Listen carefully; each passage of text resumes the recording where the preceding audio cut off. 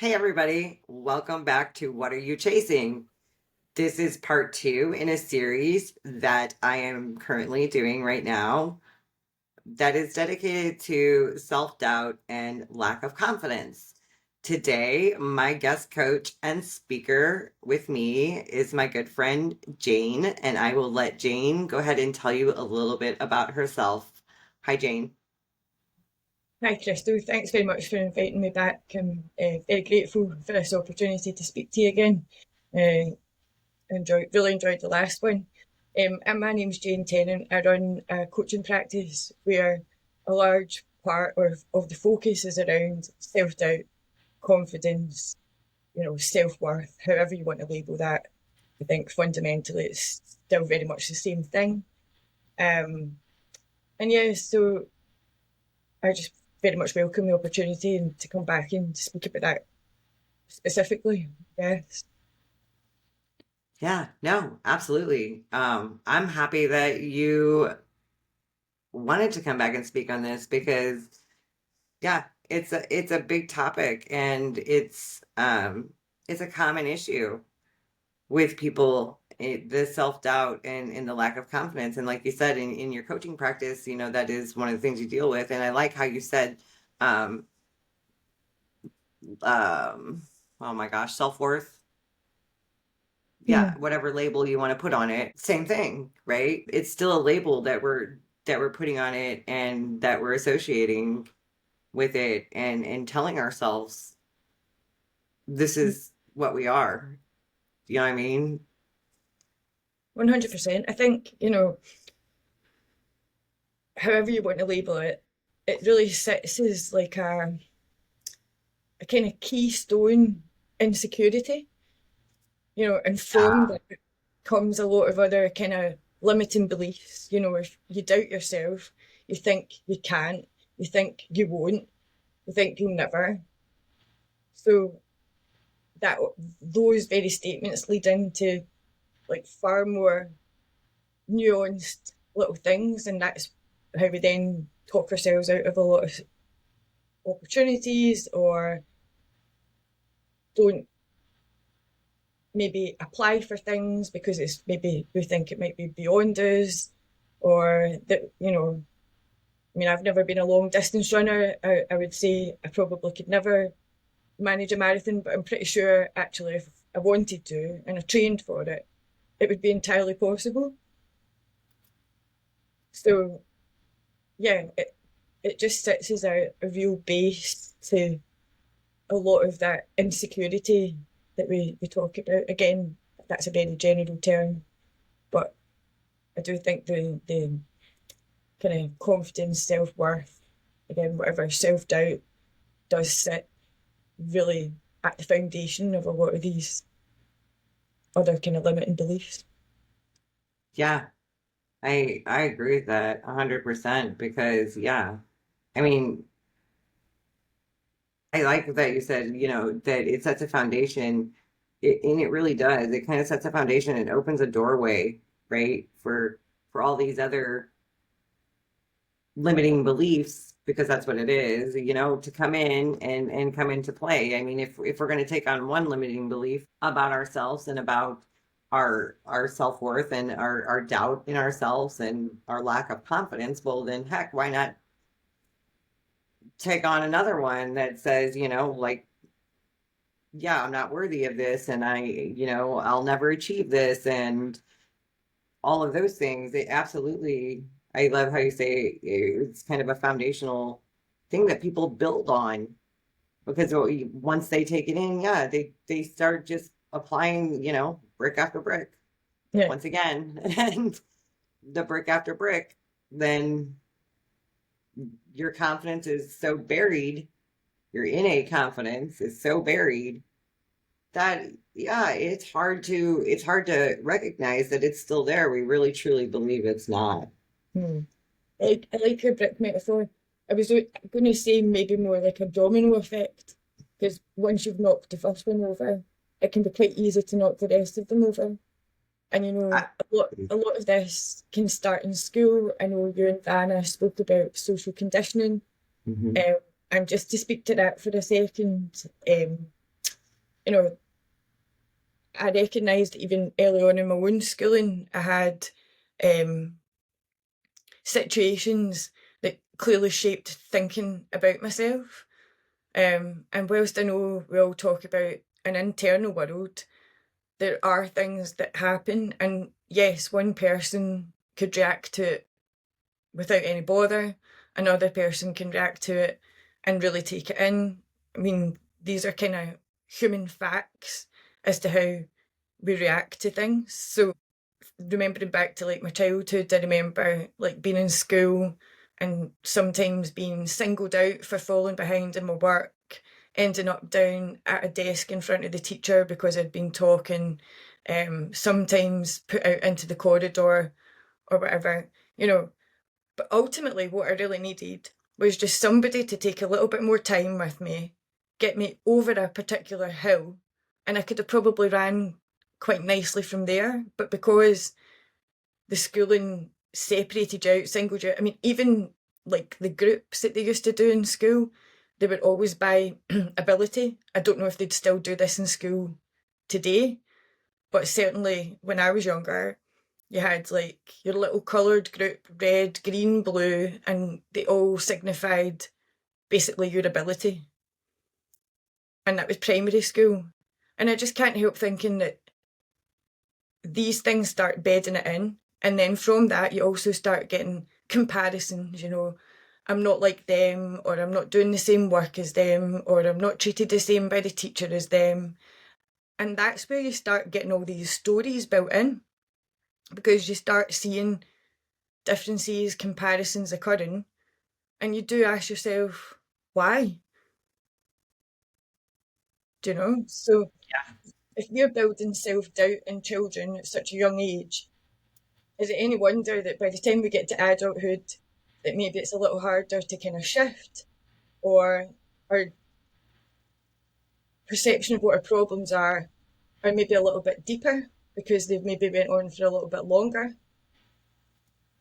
So there is that, I guess, and that if you drag it into adulthood and even in childhood and stuff, it comes out in behaviours. You know, some people shut down, other people go on and bully.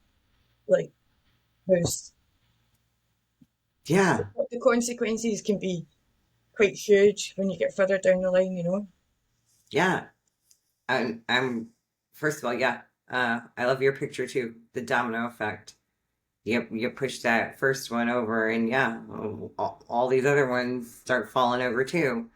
And then yeah, I also like thank you for bringing it back to social conditioning, um, and the school age. The school age is, I think, really important and something that we don't take into account. You're absolutely right. It's so easy to be labeled in school, and especially if you don't excel in a subject like some of the other kids do, and it might become more difficult. So here in our school systems, well, then we have to go to a different class, right? For special help in that subject. So then your peers there see this label on you. Oh, well, they can't read very well, or they have a problem working out math problems that are, so easy. That yeah, that's one of the things. Your peers right there start, I'm just gonna be honest, start saying things in innocently, little kids, Yeah. oh, so and so is not so bright, so and so is, you know sorry, everybody, lack of a better word, stupid. Yeah. I mean, little kids, they say those sorts of things, and of course, we hear what's being said about us, right? It gets back to us, and at those young ages, and we're so impressionable with everyone around us, from our peers to our parents to our teachers to even nowadays, what the kids are exposed to online. Mm. That yeah, do we even stand a chance at a young age? for our confidence not to get buried, and for self-doubt or, a lack of self-worth to not even start to manifest as, a thought pattern in our head. Another interesting thing that just came to mind about school, because you were talking about special classes or whatever. I remember in primary school, they used to call out the children who had dinner tickets to go to the canteen earlier or something. And again, it's just the teachers and the school, the establishment is calling out these people and saying they're different, we will treat them differently. And then all the children in the school go, they're different, we will treat them differently. Yes. Like that is Yeah. the fundamental message that is being sent in all of what we've just kind of framed in those Right. different kind of ways, you know? And unintentionally. Okay. So Yeah, yeah, teachers are just following what they're told to do. Educators are just following what they're told to do. You know, this is, if you see a kid struggling with this, and I'm glad that you brought up the whole like the meal thing, because yeah, we have the same thing here too. When somebody's getting free meals because they need financial assistance. And yeah, they usually are. They go first or they go at a specific time. So it's not like it's not that we have to hide it and be ashamed, but like you said, they're treated differently. It's your turn to go. And the kids see, oh, okay, they're different. They're being treated differently. We're going to treat them differently. Not, and from most of the time, and I always say I will not say every time because that makes it a not true statement, but for most of the time, I believe it's truly innocent. I don't believe it's malicious intent by a kid for the most part. They just are going with what they're seeing the people, their authority figures do. yeah. A lot of it, Crystal, though, is just tradition. You know, they did it, so we do it, so they'll do it. You know, like Yes. it takes other thinking to kind of crack that or to see, because maybe don't think, oh, I don't know that I don't mean to say that I see, but to see that that is a potential issue, to Mhm. understand it for what it is, because we come up and through life and accept a lot of these things, and we don't necessarily question them, Mhm. and because nobody's really questioning it and the effect of it, nothing's going to ever change. So the cycles continue.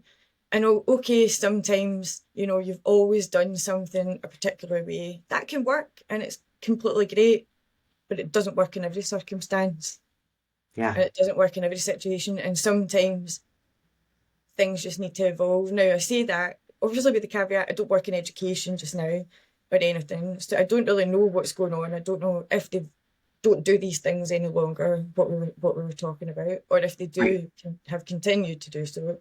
It's not a slate on current happenings, but Right. for people our age and for a number of other like different people, that would have been their experience. So even if they don't do it now, there is a subset of adults that have went through that as their experience, you know. Yeah. Yeah.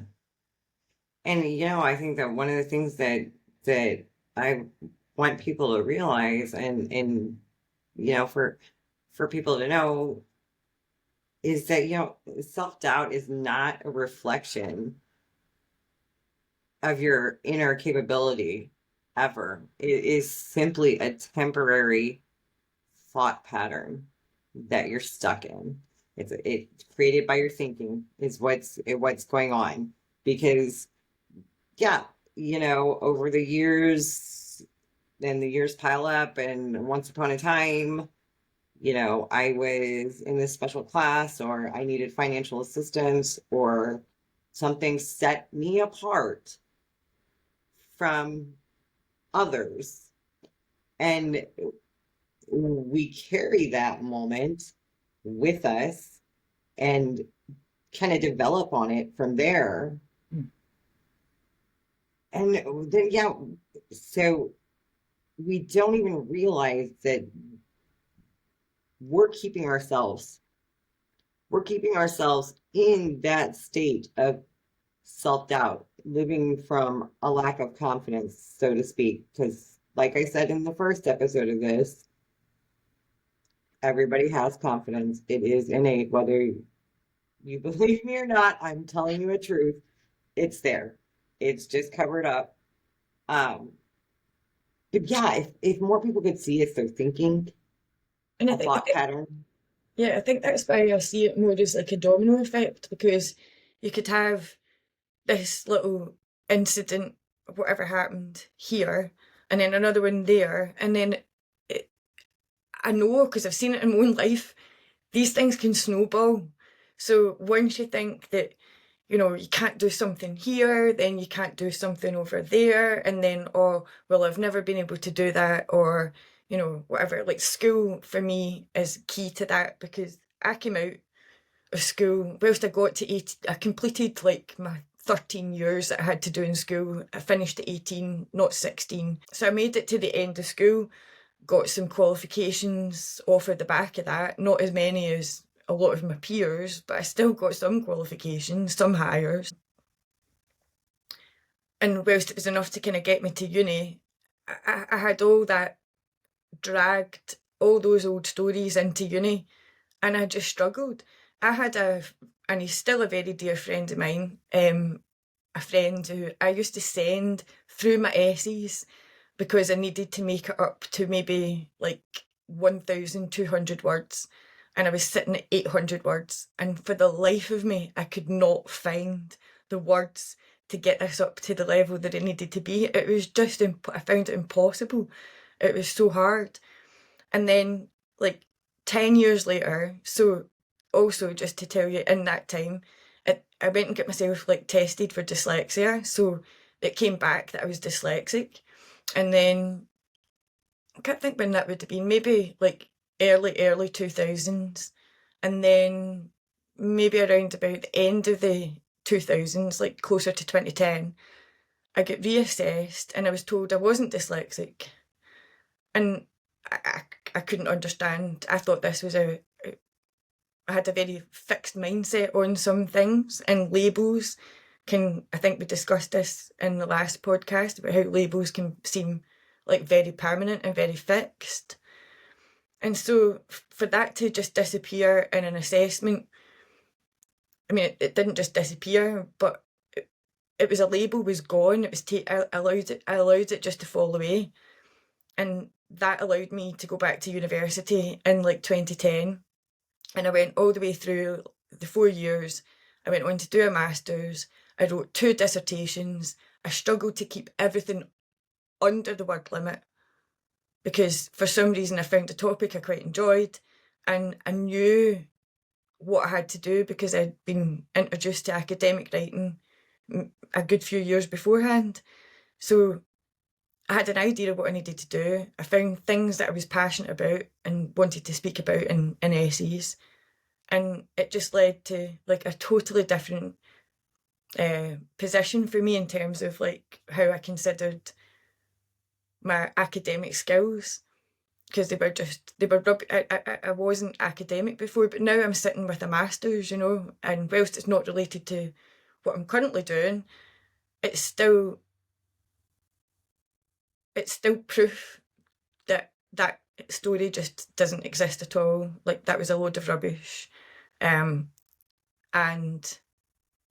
whilst there was some things that have kind of happened in between, started re-triggering stuff, I can still hold that story. I wrote all of those essays. I didn't need any help, and I took a joy in writing them as well.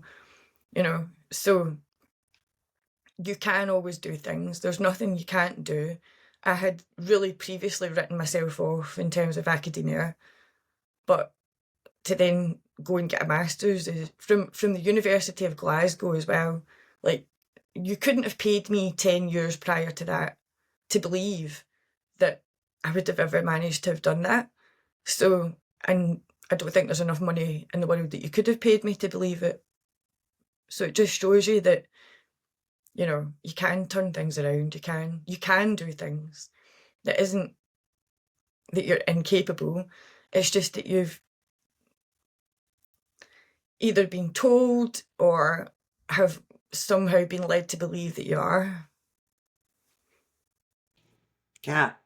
And I love where you said, you know, you're finding out you're dyslexic, right? And then years pass and then you're told you're not.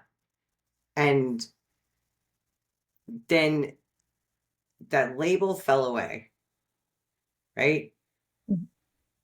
And when that label fell away, so did all that thinking, whether you were doing consciously or unconsciously, fell away. And from there, you didn't have problems writing your essays, your dissertations. And, that's beautiful. I love that you made that point because that's exactly it. When we drop a label or we drop a certain type of thinking, and people believe, I should say, that somehow that this takes years and it takes this certain methodology or this certain technique in order to do it.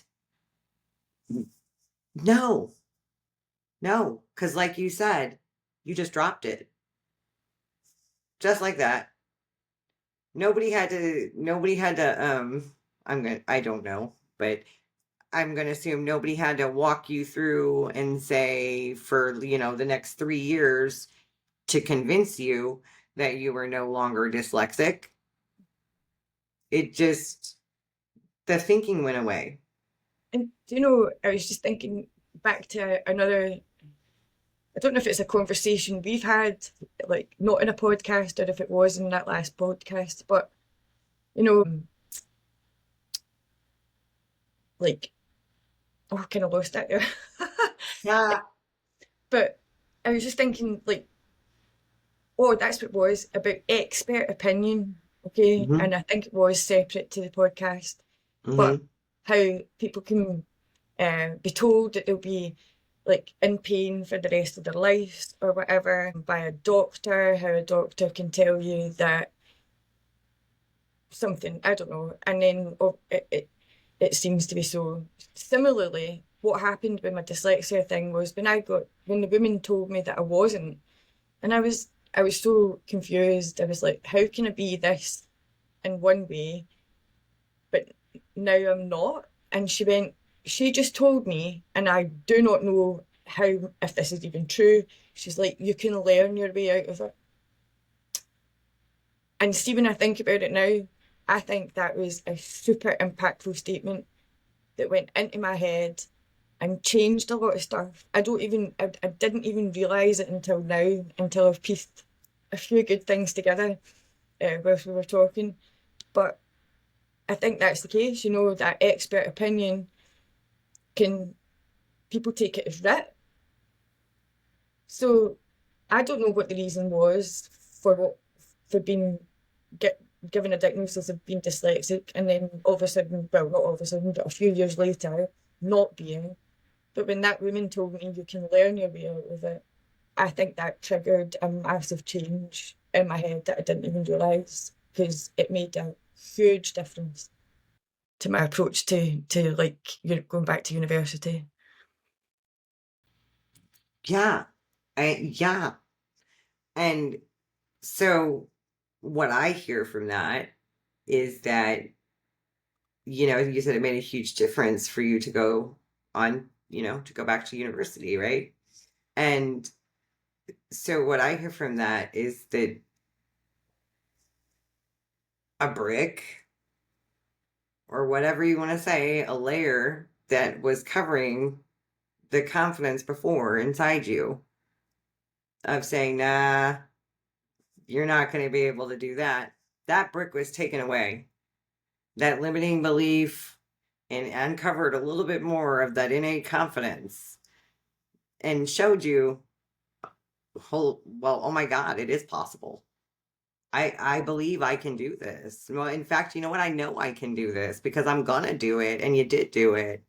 And yeah, I think that I that's beautiful and I love it. And it's a great example of when we take on the programming. And I'm gonna show somebody how innocent or show with my words. I'm gonna show. I'm gonna show somebody how innocent it is to program a child. Completely innocent. And so I have a bunch of great nieces, okay? And a few years back, um, there was my sister, she has a pool. And one of my great nieces, she was always running towards the pool, wanted to jump in the pool and jump in the pool. And she was probably about around 18 months old, maybe 2 years old. Okay. And of course, we don't want her jumping in the pool without her floaties. You know, that's not good if she doesn't know how to swim. So, um, so she's told that whole summer, right? Stop. No, that's dangerous. You can drown. You're going to hurt yourself. Whatever we said to her in innocent ways to protect her. What happened, and I got to see this, right, is the following year when my sister opened her pool back up and now she's a year older, she was scared to death of that pool. She was scared of the water. It was so hard to even get her to put her little toe. She wouldn't even dip her foot. That's how innocently programming happens from, our loved ones, from our parents, our grandparents, our, yep. I was involved in it too. I didn't know better at the time. Now I do. But because then I got to reflect on that situation when I see that it's just a thought and that we do get stuck in these thought patterns and that we do get, innocently social conditioned. That was like a beautiful example that unfolded in my eyes, or, whatever, before me of how that happens. Because we weren't trying to make her scared of the water. We were trying to keep her safe. But instead, she developed a fear because of the programming. And so to tie it together, that's how innocent it can be. That's, The do you things know, that, yeah, go that's ahead. a great example, and that how quickly also, from like maybe one summer to then the next, and all right, the years pass by, but you've not had access to that pool. So after all, it's kind of, when you take that example and apply it far more widely, it's kind of tragic actually when you think of all the people that, okay, they've had well-meaning parents, aunties, whatever, concerned that, they don't want obviously the kid to drown or whatever, or the kid to do whatever. But those messages go in a particular way to the child.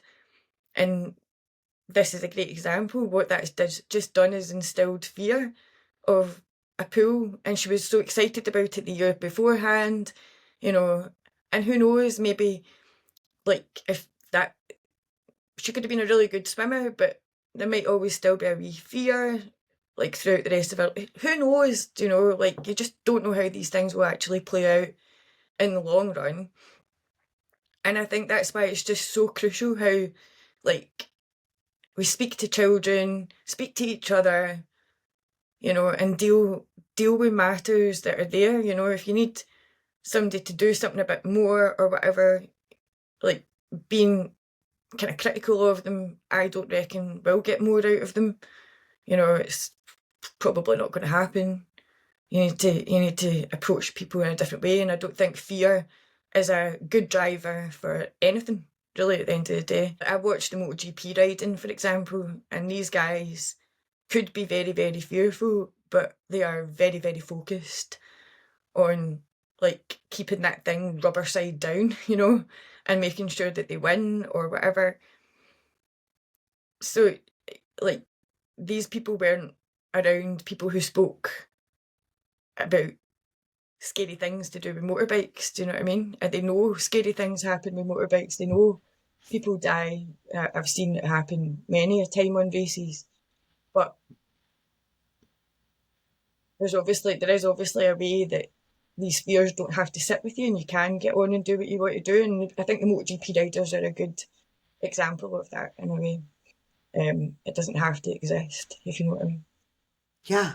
But you know what? I like the point that you brought up too at the very beginning of where when you were reflecting on what I just said, you brought up a great point.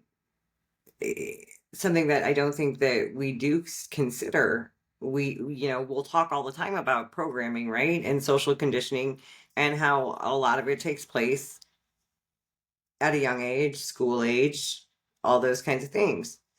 But you brought up a great point. It continues into adulthood. I don't care what your age is, honestly. You can still have programming all around you, innocent programming all around you from your loved ones, from, social media, whatever it is. You still can have innocent programming take place. It doesn't have an age limit. So when we don't understand how the human experience works and we don't understand that we live in an inside out world, not an outside in, it gets confusing for people. And yeah, I just really wanted to point out the fact that, and for everybody, of what you had said, that even in adult years, we get conditioned. And it's very true. And by our spouses, still by our parents, we can be 40 years old and have our parents still um instilling their belief systems, or to say to you, yeah, I love the personal conversation we had. I won't get way off topic here, but those phrases we kept picking out, you know. So for your parents, as an adult to say to you, yeah, no, that one's gone. It'll come back.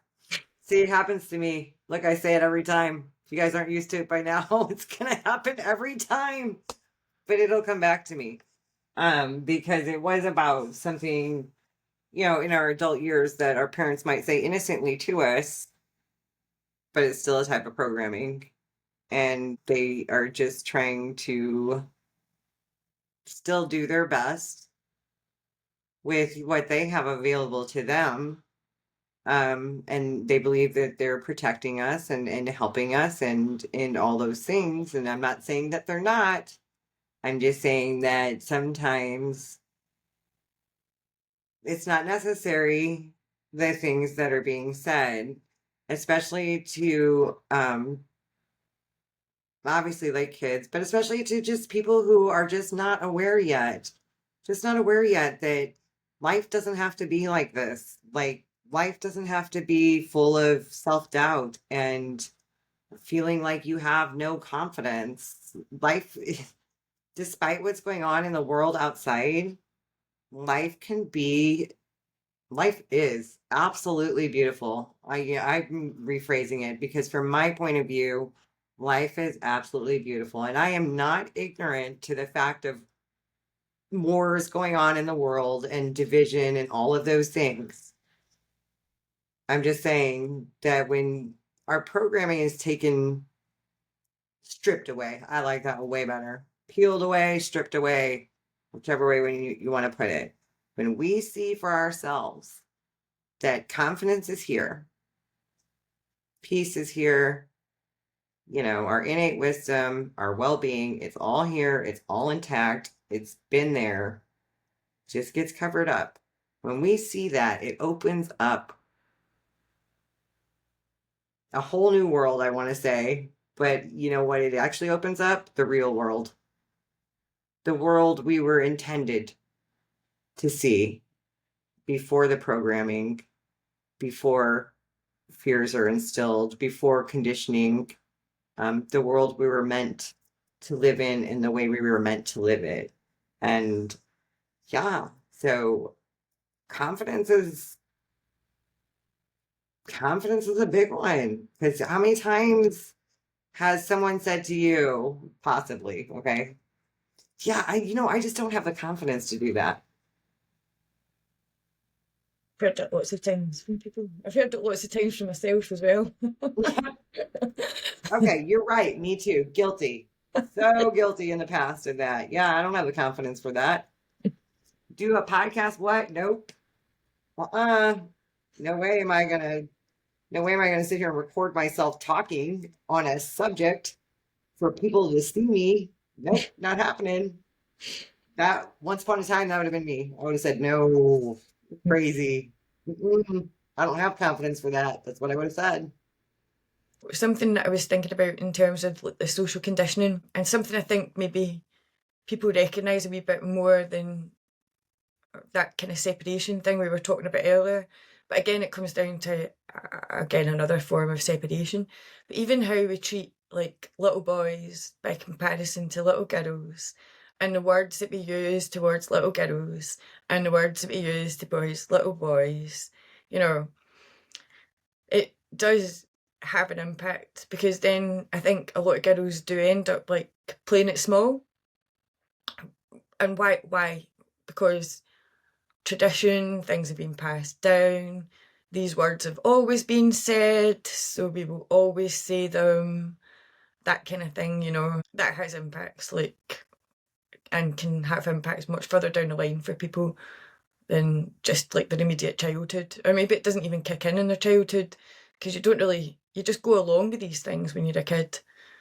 It's not until you get till you're older that that background messaging is there. And you know we always say that you're only really ever aware of like 10% of your thoughts.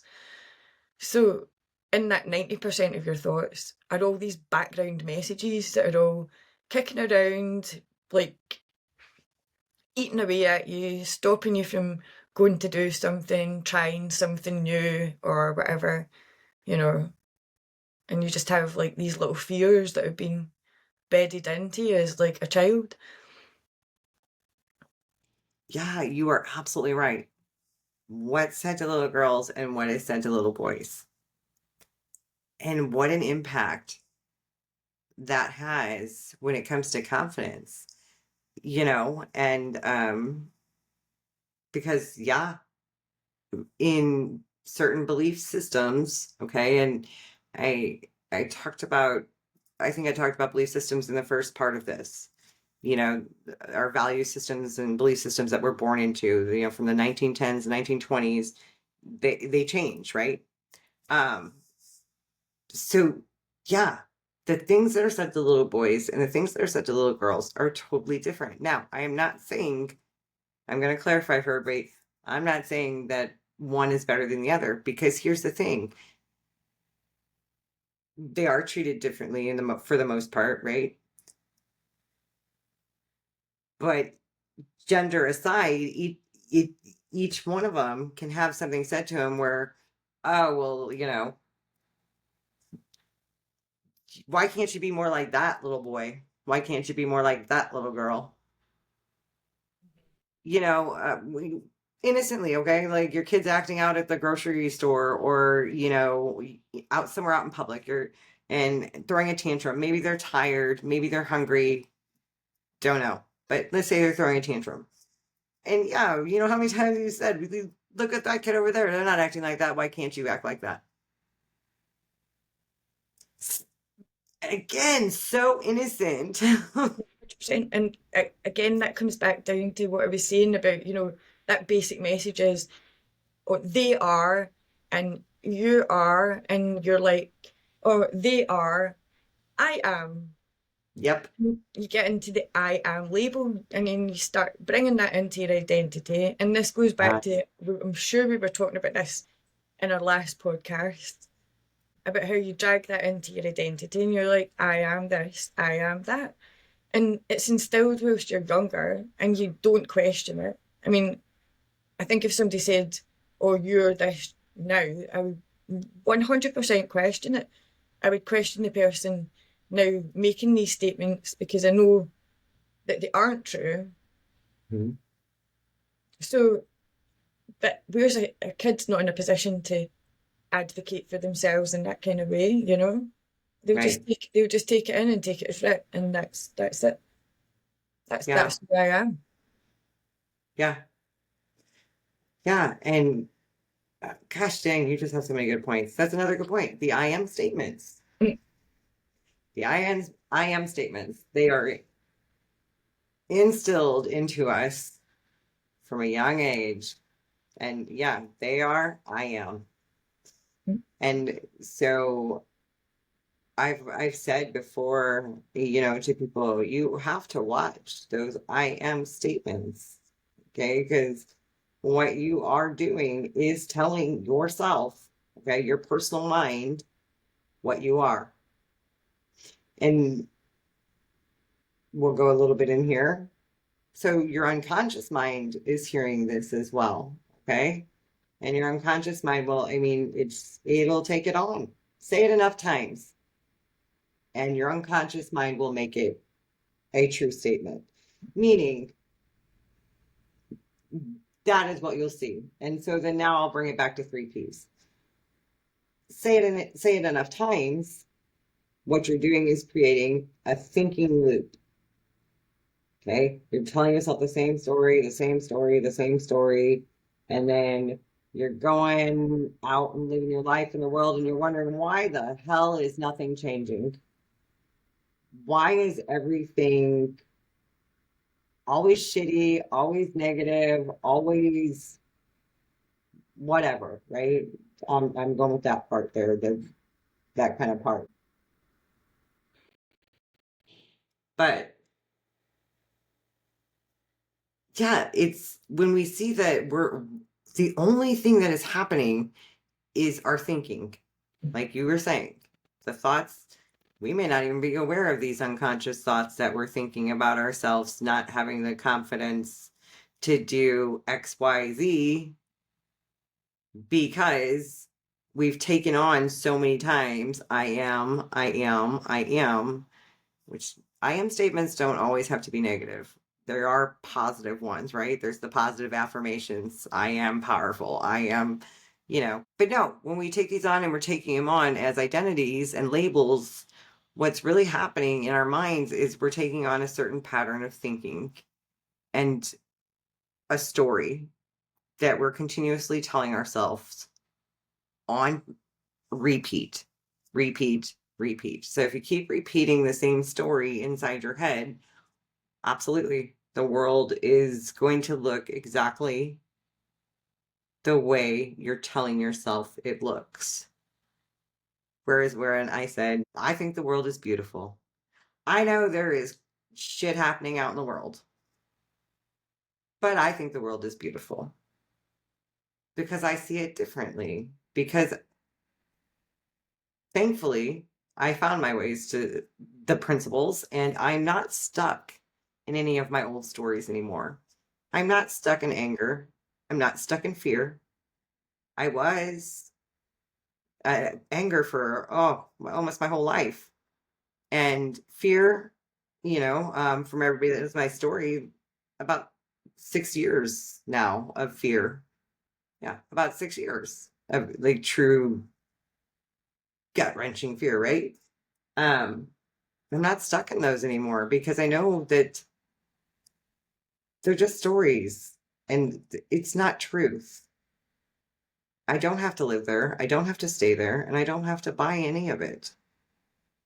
The world is what I want it to be. The world is what I think it is.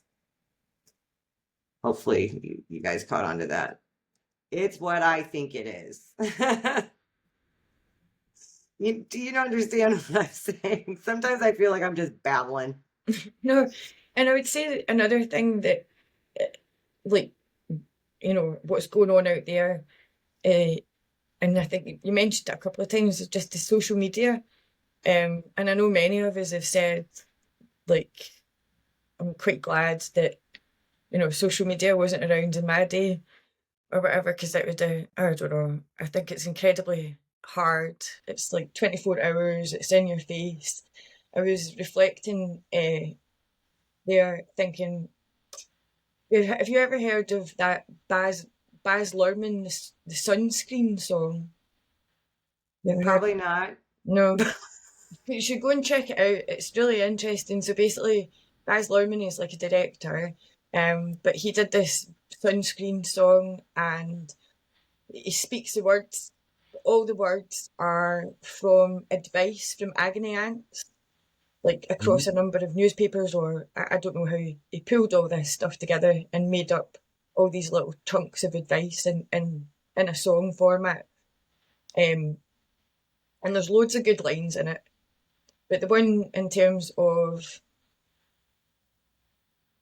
confidence, but how you quite square that today with the 24-hour social media was, he always said, was it, don't read beauty magazines, they will only make you feel ugly. Yeah. And so, that's a comparison thing. You're looking at these other girls going, oh, why don't I look like them? I don't look like them. I am, and then you slip into that. Uh, and I always just think that's a good bit of advice, but like it's not, our stuff isn't in magazines any longer. You can't just like really close these things and just put them away. Well, you could, but you would also be somewhat disconnected, I guess, from the world in some sense of the word. So Hmm. I don't know. I think we're all pretty much sucked into that. It's probably hard to escape from. Yeah. Especially for the younger generations. So, and I know by no means am I singling out anybody because, I'm sure there's plenty of people my age that are, constantly scrolling, right? Me too. Sometimes. Okay, guilty too sometimes. And you know what? Then I kind of like, because it's almost like a trance state, right? For me, anyway, I'll just say that. You get into a bit of a trance. You're just mindlessly doing it, and you're scrolling and scrolling, and I don't know. Somewhere in me, I think wisdom kicks my butt and says, "Hey, what are you doing?" And I'm like, "Oh crap, what am I doing? Why am what am I doing there?" But for the most part, I try because I don't control things outside of me, and that's outside of me. I try to keep my feeds positive, you know, not negative, but again, you don't control it. So as I scroll, negativity. It doesn't take long to find it, right? But no, you made a really good point though. I mean, yeah, back in our day, it was the magazines, right? Yeah, absolutely. I know exactly what you're talking about. Why don't I look like her? Oh, if I look like her, oh my gosh, how much better would my life be? Yes, comparison is a thief of joy. Pretty sure Eleanor Roosevelt said that. So true. So I'm going to say it again. A beautiful quote. Eleanor Roosevelt. Comparison is the thief of joy. There's no need to compare ourselves to anybody because when you've realized that we are all individuals, there are none of us that walk around that are exactly the same. There never will be. It's not a possibility because we all live in our own moment to moment thought created realities. That might be a little deep for some of you right now. You might be like, huh, what's she talking about? Yep. Uh, you know what I'm talking about though. Yep. But I think so so. yeah, no, I mean, for Chris, us, you're right. It was easy. We could close yeah. that magazine. We could we could throw the magazine away and never see it again, you know? But this this is a whole different story. And I've heard so forgive me, for not like being up on the like complete on the lingo. Brain rot. Oh And yeah. my kids use that term. Brain rot. There's another term they use for also when somebody just keeps scrolling in, and I'm not going to name any of the platforms. But when they keep scrolling in a certain platform, gosh, I'm gonna have to find out what they call it again. Yeah, isn't it funny how your kids teach? Well, my kids teach me things. I can't say for everybody, but my kids do teach me things. And yeah, I'll say it a million times over. I'm very thankful that I didn't have that, because I'm glad I could throw away the magazine. And it's not to say that, I've talked before about what kind of a teenager I was. Not a nice one. Not a nice one at all. I was an insecure, mean girl. How those go together, not sure, but they do. I still see it constantly today. It's kind of easy to pick out, when somebody is so insecure. Obviously there's different types of behaviors that you can attach to that insecurity. Mm. Again, this comes with your self-doubt and what you believe is a lack of confidence. But one of those manifests itself as, well, I'm going to put up this hard exterior and I'm just not going to be nice. I'm going to be mean. I'm going to pick on people. I'm going to make fun of people, because then I don't have to deal with myself. Right? It's so 100% the truth.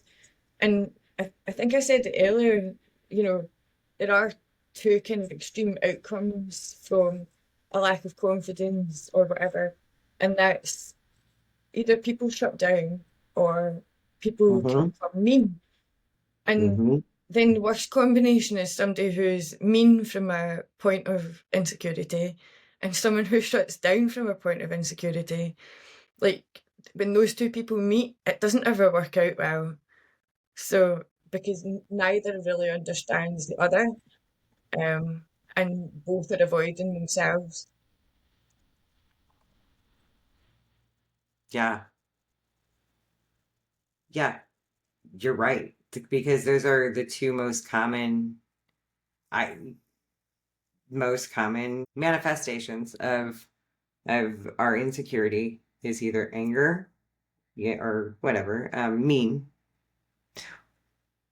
or shut down.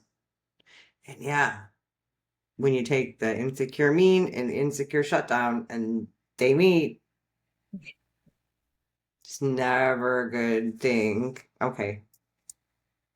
It's not usually a good thing. I don't like to use always and never because so absolutely. No, yeah, yeah, I remember now you saying that they shut down, which is just, that's just as bad because, and it's just as bad, the shutdown, as it is being mean, because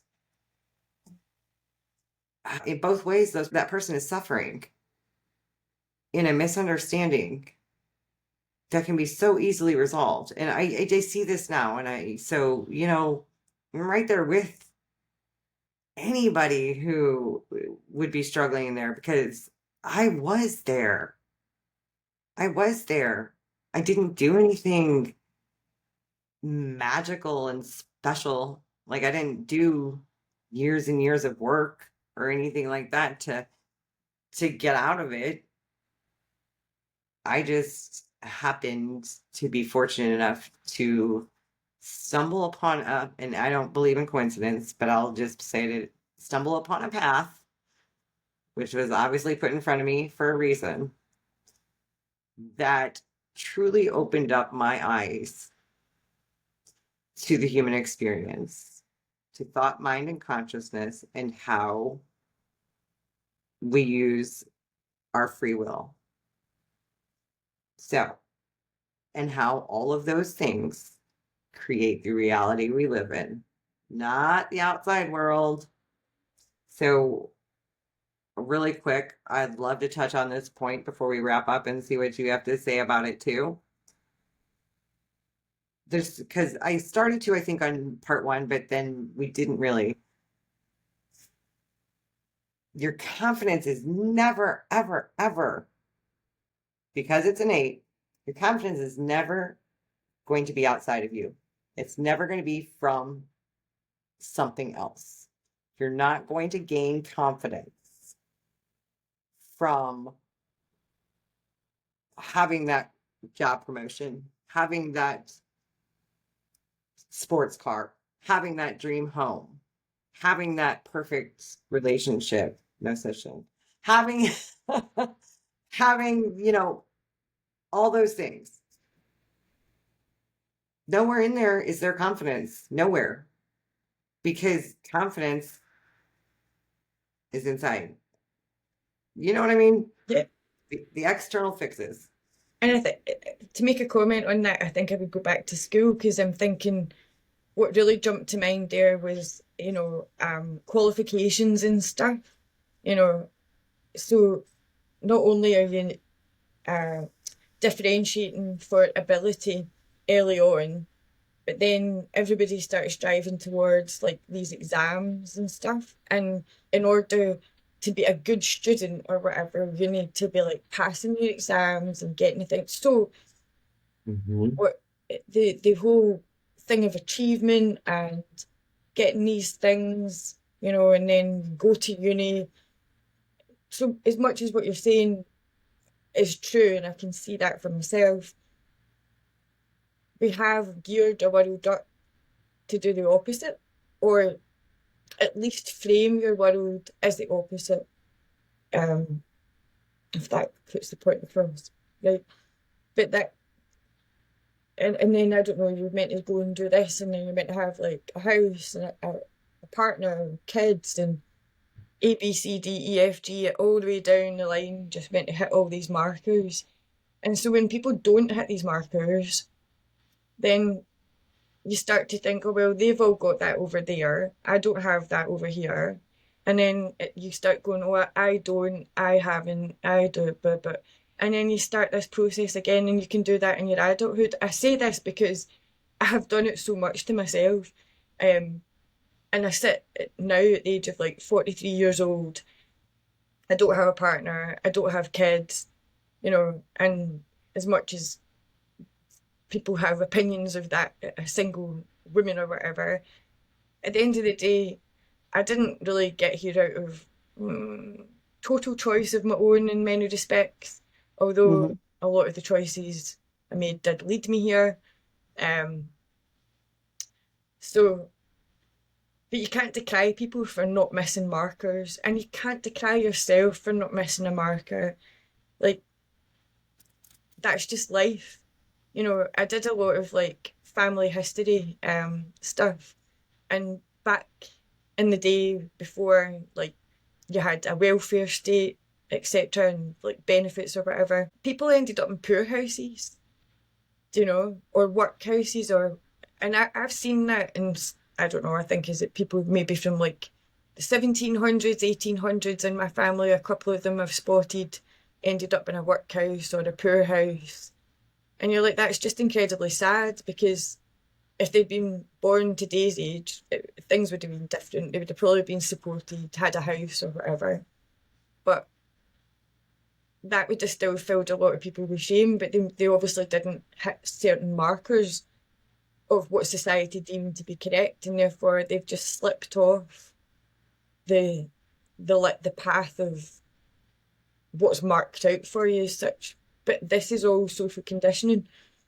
Yes. All of it's social conditioning, and at the end of the day, all it does is leave us questioning ourselves if we're not missing. If we are not hitting certain markers, achieving certain things at certain times, then all you do is just end up questioning yourself, and then you start telling yourself new stories, differentiating yourself from other people, comparing yourself to other people.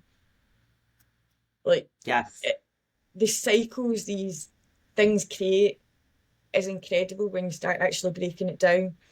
Yeah. And it's just so sad because we get so easily sucked into it, and it can so easily happen, and it happens so innocently. But that is what goes on, and it's all these comments, all these institutions, all we've done it this way, all the tradition. You know, when you really really have a deep look at it, you can see how things transpire. Absolutely. Absolutely. Gosh, dang, that was a beautiful point. It it was so good to you just put like so much in a nutshell there, and because you know what that, and I'm not going to take up too much more, but it that's a big thing right now among like early 20s.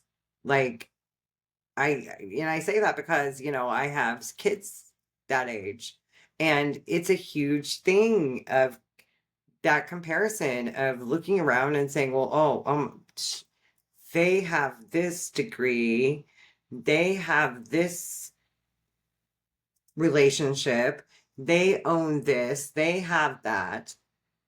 And then, yeah, here comes self doubt and, lack of confidence, or what, they believe lack of confidence from the self doubt. Here it comes.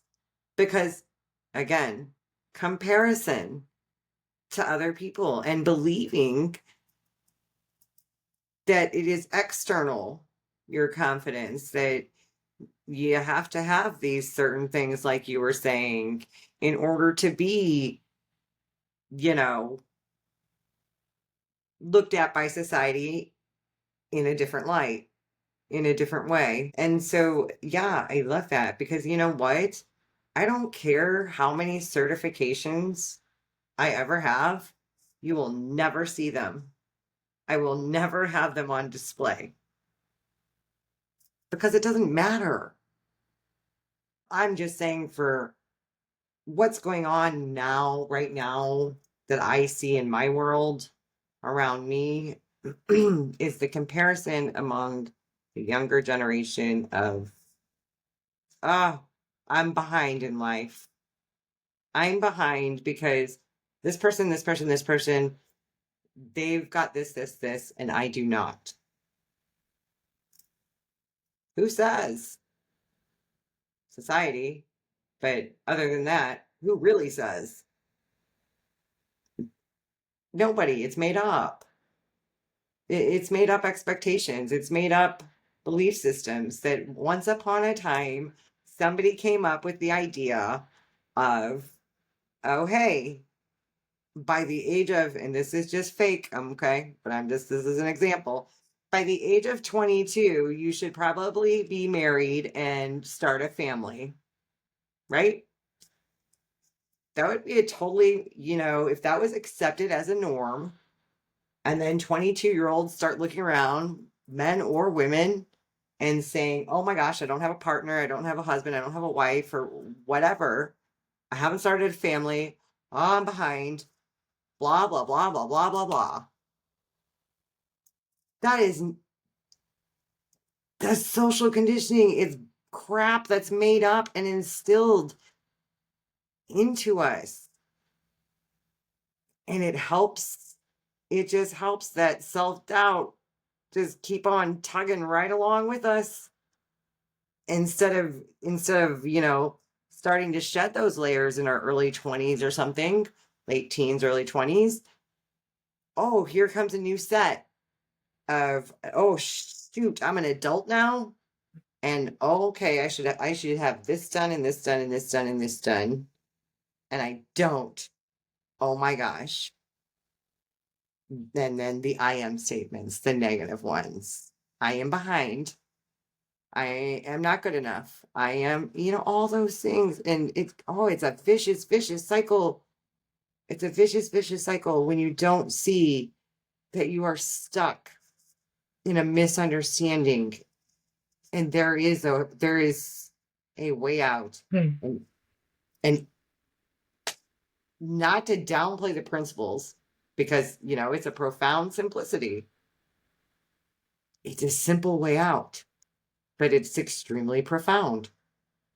So, And I just want to add a wee point in there. I can't remember where I heard it, but in terms of that, I should be married by this stage or whatever. That whole idea. Yes, there is like certainly like tradition and like more religious tradition that maybe led a lot of stuff, but at one point actually that kind of fell away and we became a far more like individualistic society. But mhm. added to that as well was like capitalism and marketing. Because I remember somebody, I can't remember what advert it was, but it was an advert. It was like an old 50s advert, and it showed you, I think, a picture of a car, a guy outside it, and they had like this lovely garden, white picket fence, the white picket fence. Mm-hmm. Mm-hmm. That that was sold to us as being a societal ideal or the way we should be. And a lot of these things actually that are kind of societal stories of where you should fit in and what leaves people thinking they're behind were largely led by marketing. Like, so we're sitting there cutting ourselves up, wondering why we're so behind or why it's so much, when all of that really was just instilled by marketing to sell you something, to sell you a lifestyle, to sell you all that kind of stuff, you know? Um, Yes. and I just think that it's so interesting that even that concept of like a marriage, a family and stuff came from like the 50s. We're Mm-hmm. so far from the 50s now in terms of like so many things, but a lot of those kinds of traditions, well, they became traditions, sorry, and then they've just went down the generations from Yeah. then. And beforehand, it was, you got married because it was religious. You couldn't have children out of wedlock. Blah blah blah. Right. There's you go and cut up history a little bit, and you start to see that there's like patterns across time, and then something maybe comes in and maybe changes that, but by and large, it was just attached to something else that we kind of held beforehand anyway. Yeah. Absolutely. Yeah. I of course I love that point, and it's the perfect point because yeah, it it's these it's conditioning. I don't know how many times, we can say it, but you're right. Advertisement. And, and I think why it's become such a just a mainstream problem, the whole self-doubt and lack of confidence, and the list goes on, and I'll touch on those subjects in different series. But because there's so much more advertisement now, than there used to be. Advertisement is right there anytime I want to. It's everywhere. Mm. You drive down the road, you got the billboards. Now I understand those have been around for a long time, right? Billboards. But you turn on your TV, you have commercials. Even in our streaming apps now, Netflix, well, not Netflix so much for me, but Hulu, and sorry to name you guys, but yeah, no, there's commercials. When once upon a time, that was the beauty about a streaming app. You didn't have commercials. Mm. You didn't have advertisement. You didn't have people trying to sell you something. Now you do. Now it's there too. So it's like anywhere you turn, you're absolutely right. Advertisement. This product will make your life perfect. Paints that beautiful picture, like you said, white picket fence, beautiful house, all this stuff has nothing to do with what's actually being sold to you. But that beautiful little lifestyle, that's, the picture in the background. That's what they're using to draw you in. So yeah, I love that because it's everywhere and it is a type of conditioning. Absolutely. Thank you for that point. And even when you talk about marketing, for example, or like conditioning, just as a small throwaway, like the whole, because obviously I'm having to do it with my business and my Instagram. I need to sell stuff. And even that has been so constructed into you have to do things in like a particular way. Otherwise, you're not going to get like an audience. You're not going to, get a following. You'll make no money if you don't do it this way, do it that way, do it this way. And I mean, I don't know, I just think it's another another run in of the same stuff. So most people, I think, will now expect a certain layout, etc., for like people who are selling and stuff, and that's fine. You go and fit in with that, but it is just an example of like how something works or somebody does something, so that's how it then always goes. And if you break from that mold or whatever, then it's probably going to be like not good for you because you don't like fit in with what people are used to. So I don't know. I just thought that was another prime example from that's more current, I guess, in terms of marketing and fitting in and that kind of side. Absolutely. It really is. That is an example of society now, and not society in the 1950s, but society now. And you're right. It's a beautiful example of that. And I think that we have covered a lot, and I hope that people will get stuff out of this, but we've covered a lot on self-doubt and lack of confidence, and how it's just a story. It's a story that you're telling yourself. Nobody else is telling you it. Once upon a time, yeah, maybe somebody told you you know, you'd never be anything, you're not worth much. That's their thinking, not yours. So we'll have more. There's a part three to this, so we'll have more on self-doubt and lack of confidence, and start pointing more towards the helpful tips of ways to see around it, ways to see through it. I think I like better than around it. So anything else you want to add, Jane?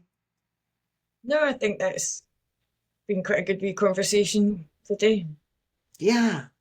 And again, I know it's an older episode, but if anybody would like to get in touch with Jane and talk to Jane, let them know. Jane, what's the best way for them to do that? Best place to get me just now, I'm still building out all my platforms, but most active on Instagram. Jane underscore Tennant underscore coach. Come have a wee look around my content, DM me. I'm always happy to chat, open to have a conversation about whatever you're struggling with. Absolutely. And I strongly encourage anybody out there that's curious, reach out to Jane. Yeah. And yeah, if anything, definitely check out her Instagram page. Lots of content there, lots of wonderful points, and just beautiful, beautiful content that you really can get something from if you pay attention. So, Jane, thank you so much for being part of this mini series that I'm doing. I really appreciate it. Your expertise that you brought to it, love it. Beautiful and perfect, and I'm most grateful for you being on again. And like I said before, and like I'll tell you again, I might ask you again. So always no. Very, very grateful, Crystal, for the opportunity. Always happy to come back as well. Thank you. And thank you guys again for watching. And I hope you get something out of this one, and be on the lookout for number 3.